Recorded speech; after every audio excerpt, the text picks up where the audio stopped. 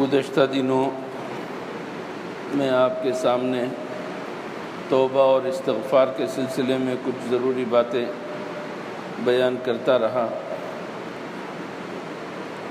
روزے کی حفاظت کے سلسلے میں زبان کی حفاظت نہایت ہی اہم ہے، اور یہ صرف روزے کی حفاظت کے سلسلے ہی میں نہیں بلکہ تمام معاملات کی حفاظت کے سلسلے میں زبان کی حفاظت بہت ضروری ہے۔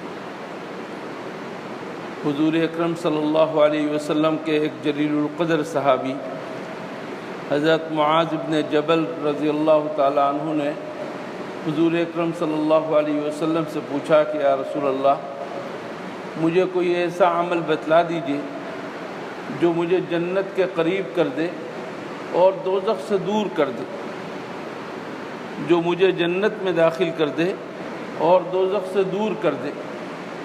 حضور اکرم صلی اللہ علیہ وسلم نے فرمایا کہ تم نے بہت بڑی چیز کا سوال کیا ہے۔ پھر اس کے بعد سمجھایا، حاصل اس کا یہ آپ نے فرمایا کہ اللہ کی عبادت اس طرح کرو کہ اس کے ساتھ کسی کو شریک نہ ٹھہراؤ، نماز قائم کرو، زکوٰۃ دو، روزے رکھو، حج کرو۔ اور پھر اس کے بعد آپ نے فرمایا کہ میں تمہیں خیر کے ابواب بتاؤں، خیر کے دروازے کیا ہیں؟ فرمایا نفل روزے رکھو گے تو تمہارے لیے یہ ڈھال ہے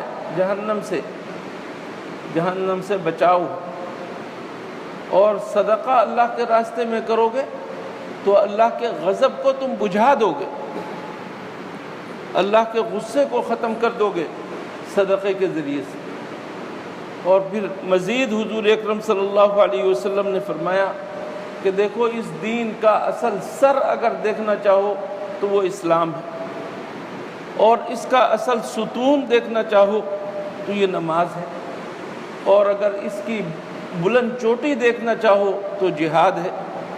یہ ساری چیزیں ذکر کرنے کے بعد اصل بات جو میں بتانا چاہ رہا ہوں، ان ساری چیزوں کے ذکر کرنے کے بعد حضور اکرم صلی اللہ علیہ وسلم نے فرمایا، پتہ ہے ان تمام چیزوں کا مدار کس چیز کے اوپر ہے؟ بتلاؤں تمہیں؟ انہوں نے عرض کیا یا رسول اللہ ضرور بتلائیے۔ فرمایا آپ نے اپنی زبان کو پکڑا اور فرمایا کہ بس اس کو قابو کر لو اور اس کو باز رکھو۔ تعجب ہوا حضرت معاذ رضی اللہ تعالیٰ عنہ کو، اور فرمایا یا رسول اللہ، یہ زبان ایک ہماری ملکیت ہے، ہماری چیز ہے، ہم جس طرح چاہیں استعمال کریں، کیا ہمارے اس طرح استعمال کرنے پر بھی مواخذہ ہوگا؟ زبان کے آزادی کے ساتھ استعمال کرنے کی وجہ سے مواخذہ اور گرفت ہوگی کیا؟ حضور اکرم صلی اللہ علیہ وسلم نے فرمایا کہ تمہاری ماں تمہیں گم کرے، یہ ایک محاورہ ہے عرب کا، کہ تمہیں ایسی تکلیف پہنچے جیسے کہ ایک ماں کو تکلیف پہنچتی ہے بچے کو گم کرنے کی وجہ سے، بچے کے مر جانے کی وجہ سے۔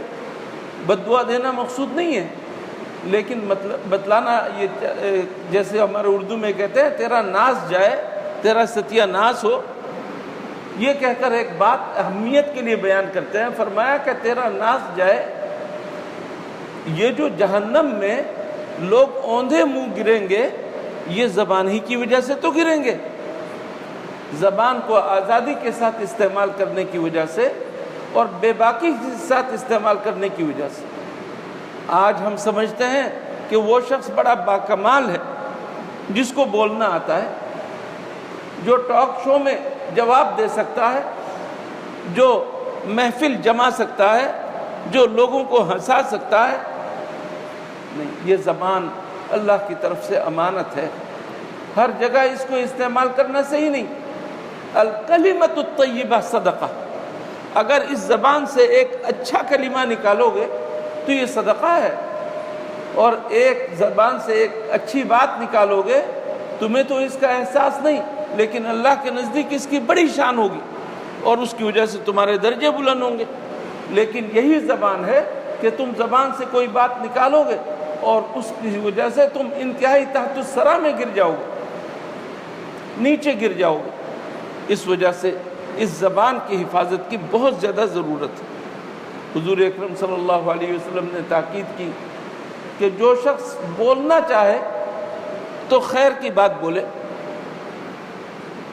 جو شخص اپنی زبان سے کوئی بات نکالنا چاہے تو خیر کی بات کہے، ورنہ خاموش رہے، ورنہ خاموش رہے۔ جو شخص بھی اللہ پر اور ایمان اور یوم آخرت پر ایمان رکھتا ہو تو اسے چاہیے کہ خیر کی بات اپنی زبان سے نکالے، ورنہ خاموش رہے۔ یہ ہے تاکید حضور اکرم صلی اللہ علیہ وسلم کی طرف۔